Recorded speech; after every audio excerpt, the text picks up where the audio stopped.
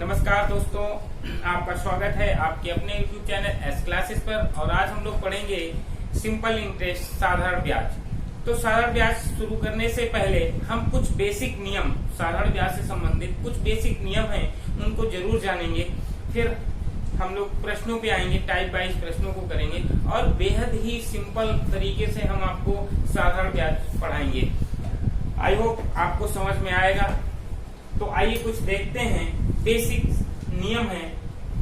तो पहले तो ये समझिएगा कि मूलधन किसे कहते हैं। तो मूलधन क्या होता है? उधार ली गई या उधार दी गई धनराशि को ही हम लोग क्या कहते हैं? मूलधन कहते हैं। उधार ली गई या उधार दी गई धनराशि को ही हम मूलधन कहते हैं। फिर ब्याज किसे कहते हैं बेटा? तो पहला नियम यही है आपका कि उधार दी गई धनराशि पर, उधार दी गई धनराशि पर मिलने वाला, उधार दी गई धनराशि पर मिलने वाला अतिरिक्त धन, मिलने वाला अतिरिक्त धन। मूलधन तो जो हमने उधार ली गई धनराशि है, मान लो हमने किसी से 100 रुपए उधार लिया, तो उस जब वो हमको वापस करेगा तो उसने मान लो हमको 120 रुपए दिया, तो 100 तो हमने उधार दिया था वो हो गया, और उसने हमको वापस दिया तो 120 दिया, तो 20 रुपए जो अतिरिक्त दिया तो वो क्या है? तो वही अतिरिक्त धन क्या कहलाता है? ब्याज कहलाता है।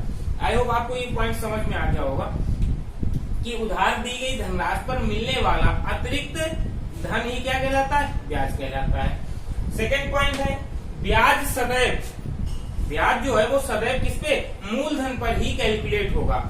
इस बात को ध्यान रखना है कि ब्याज जो है वो सदैव मूलधन पर ही कैलकुलेट होगा।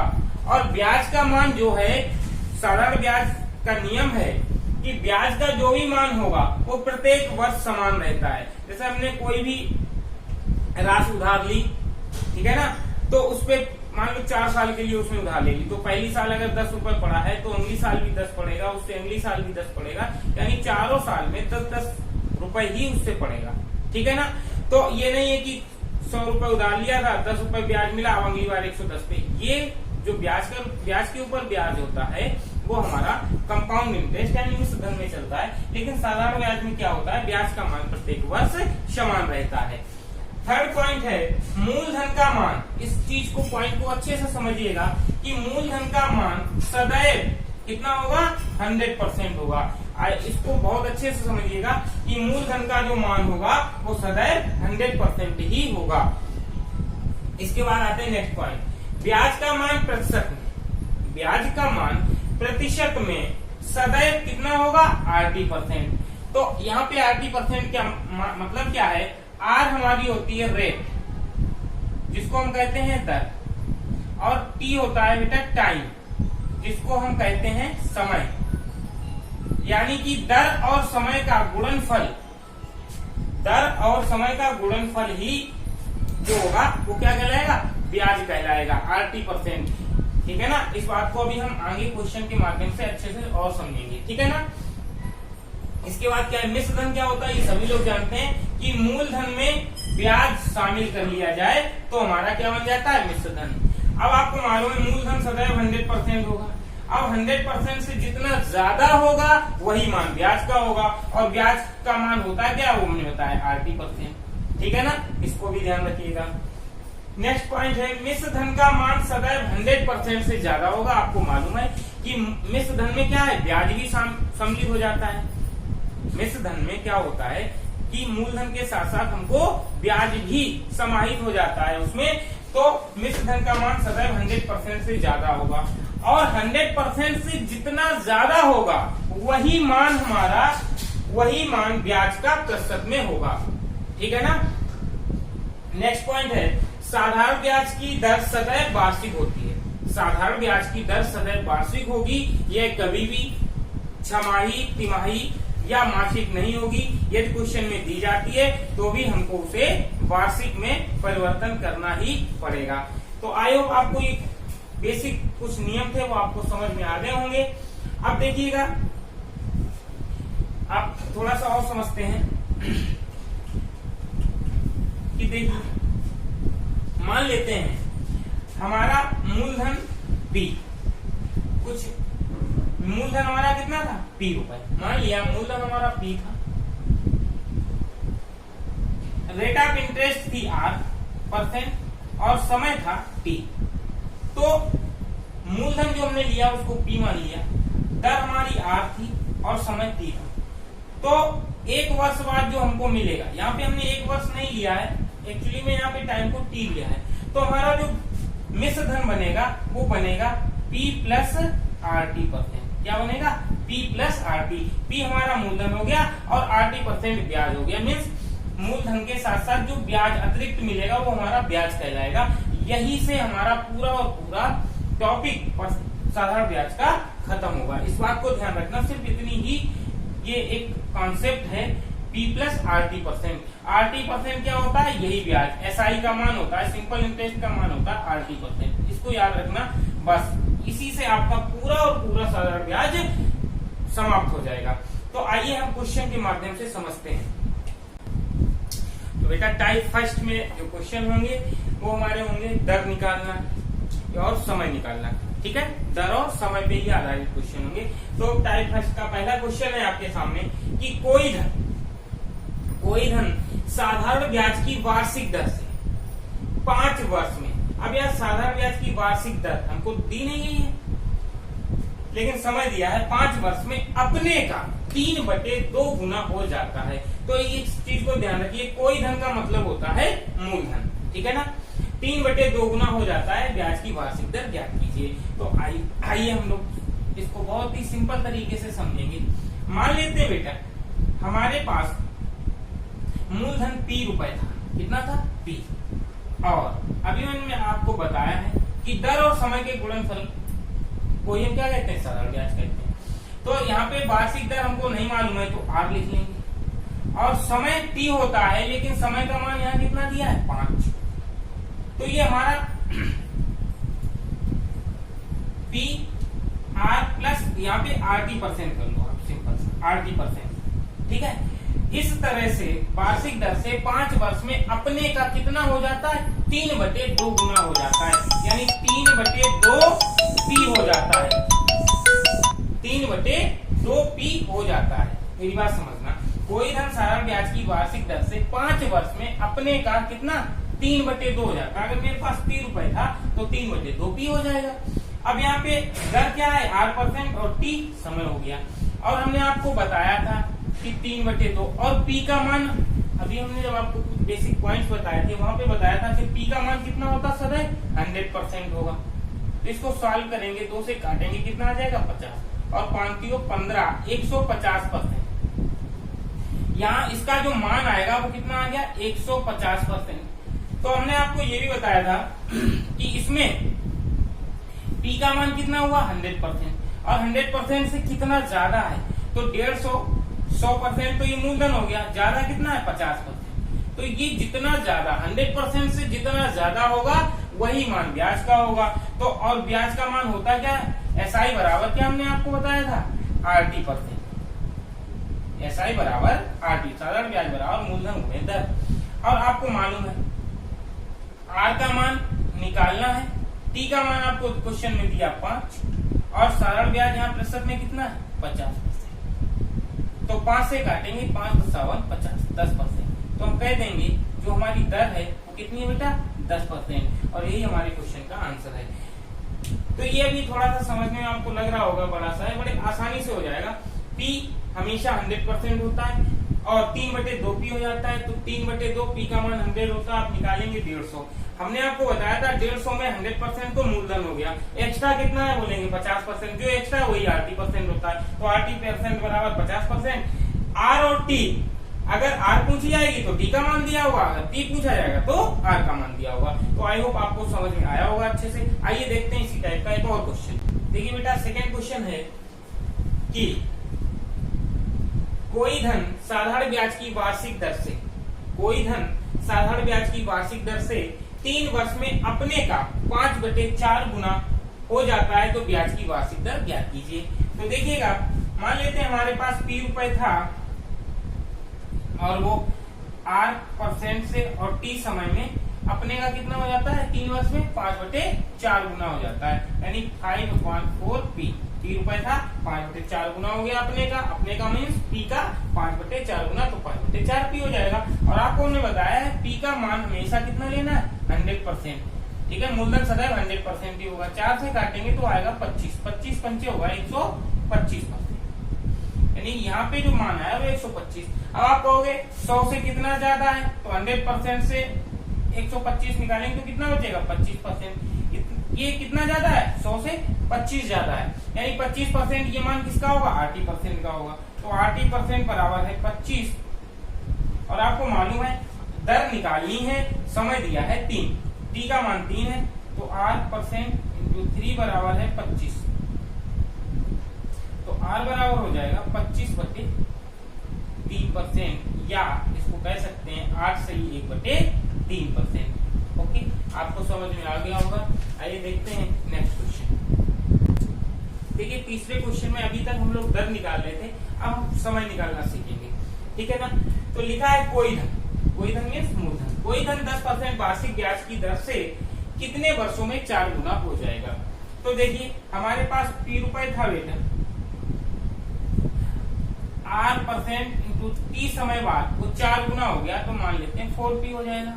और अभी आपको बताया P का मान 100 होता है, तो यहाँ पे 4 और गुणे 100 करेंगे तो कितना हो जाएगा 400।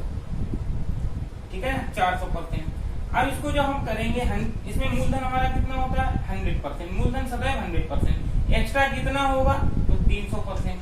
जो ये 300 एक्स्ट्रा होगा यही मान किसका होगा 80% का, तो 80% बराबर है आपका 300।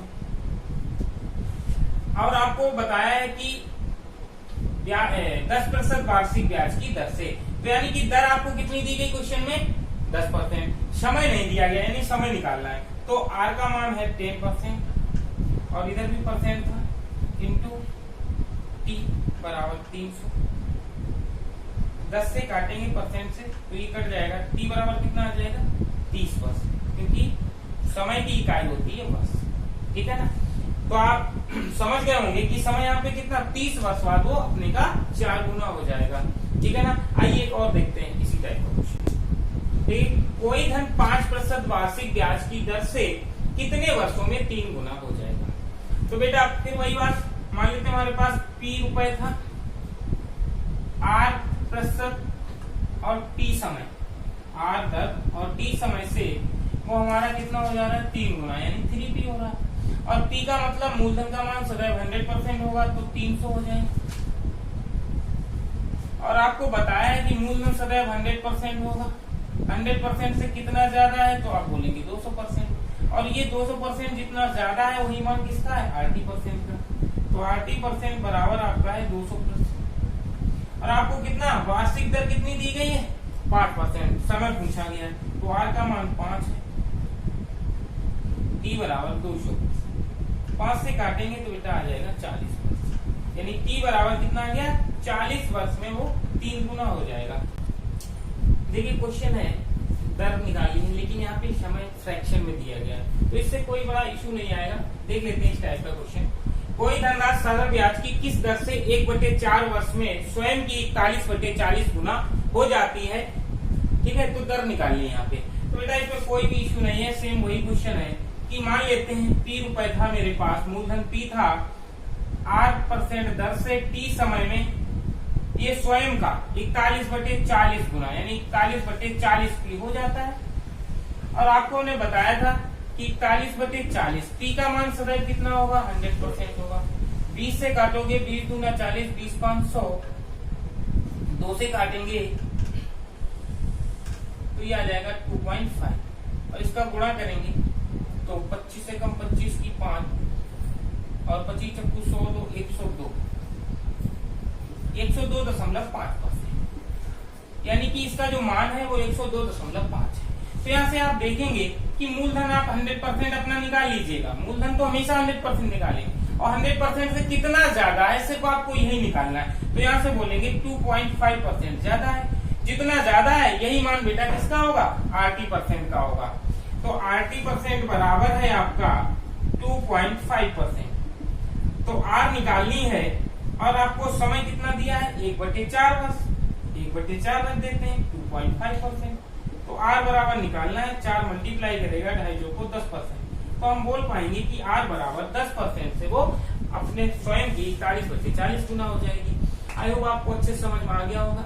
आइए देखते हैं नेक्स्ट क्वेश्चन। देखिए, कोई धन कितने गुना हो जाएगा, कितने समय में हो जाएगा, इस पे आधारित क्वेश्चन को हम देखते हैं।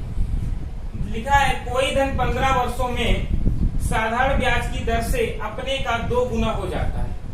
कोई धन 15 वर्षों में साधारण ब्याज की दर से अपने का 2 गुना हो जाता है, कितने वर्षों में 5 गुना हो जाएगा। तो देखिए, पहले थोड़ा सा समझाते हैं इसको बेसिक तरीके से, इसके बाद आप डायरेक्ट इसको कर पाएंगे। कोई धन कितने वर्षों में? 15 वर्ष में। तो देखिए बेटा, मूलधन क्या होता है? P, और मिश्रधन क्या होता है? A। ठीक है, अमाउंट माने होता है मिश्रधन और प्रिंसिपल माने होता है मूलधन। ठीक है, तो मान लेते हैं 15 वर्षों में साधारण ब्याज की दर से अपने का 2 गुना हो जाता है। अगर ये 100 रुपए हमारे पास था, मूलधन कितना था? 100% या 100 रुपए था। 15 वर्षों में कोई भी साधारण ब्याज की दर से वो अपने का कितना हो जाएगा? 2 गुना। यानी कि 100 रुपए थे, कितने हो जाएंगे? 200। 100 रुपए हमारे पास थे, 15 वर्षों बाद ब्याज मिलकर वो कितने हो गए? 200 हो गए। अगर हम आपसे कहें कि ब्याज कितना मिला, तो आप क्या करेंगे? 200 से अपना मूलधन निकाल देंगे तो ब्याज का मान कितना आ जाएगा? 100। हमको कितने वर्षों में मिला? तो आप बोलेंगे 15 वर्षों में। कितने वर्षों में? 15 वर्षों में। फिर उसने कहा वही 100 रुपए, ये 100 रुपए थे, कितने वर्षों में 5 गुना हो जाएगा। तो 5 गुना 100 का कितना होगा? 500। तो अब आपसे कहें ब्याज कितना मिल रहा, तो 500 से अपना मूलधन निकाल लें तो कितना हो जाएगा? 400। तो आप बताइए 100 से 400 होने में कितने गुना लगेगा? तो आप बोलेंगे 4। तो यहाँ से 15 का 4 गुना करेंगे तो 15 चौको 60 वर्ष, यानी कि हम कह पाएंगे कि 60 वर्षों में हमारा वो धन 5 गुना हो जाएगा। ये बेसिक तरीका आपको अच्छे से समझ में आ गया होगा, सिंपल है, बहुत ज्यादा दिक्कत नहीं आएगी। और देखिए, इसको एक और तरीके से हम कर सकते हैं। जैसे ही लिखा है कोई धन 15 वर्षों साधारण ब्याज की दर से अपने का 2 गुना हो जाता है। जब भी एक अपने का 2 गुना हो जाता है तो 2 गुने में 1 गुना तो मेरा ही धन है, बचा कितना? 1 गुना। तो देखो 2 गुना होने में, तो 2 गुना कह रहा है तो बेटा 1 गुना होने में, क्योंकि ब्याज तो 1 ही मिल रहा है। उसने क्या कहा? 2 गुना होने में। तो 2 गुने में 100 रुपए था, 200 होगा, तो 1 गुना निकाल देंगे मूलधन, बचेगा क्या? 1 गुना। 1 गुना मीन्स 1 रुपए मिलने में समय लग रहा है 15 वर्षों में। कह रहा कितने वर्षों में? 5 गुना हो जाएगा। तो 5 से 1 कम कर दीजिएगा, यानी 4 ब्याज हो रहा होगा। तो कितने वर्षों होगा? तो 1 से 4 के लिए 4 का गुणा करेंगे और 15 में 4 का कर दीजिए, वही सेम गुणा जो यहाँ करेंगे वही यहाँ। तो 15 चौको 60 वर्ष। इसको आप डायरेक्ट भी कर सकते हैं, ठीक है ना। आइए देखते हैं इस टाइप का एक और क्वेश्चन देखते हैं। कोई धन 20 वर्षों में साधारण ब्याज की दर से अपने का 2 गुना हो जाता है, कितने वर्षों में अपने का? 4 गुना हो जाएगा। तो देखिए, सबसे पहले लिख लो मूलधन हो जाएगा, तो क्या होगा? मिश्रधन, और मिश्रधन से मूलधन निकालने को मिलता है ब्याज। तो कह रहा है कोई धन 20 वर्षों में साधारण ब्याज की दर से कितना? 2 गुना हो जाता है। अगर मेरे पास 100 रुपए थे तो 2 गुना होके कितना हो जाएगा? 200।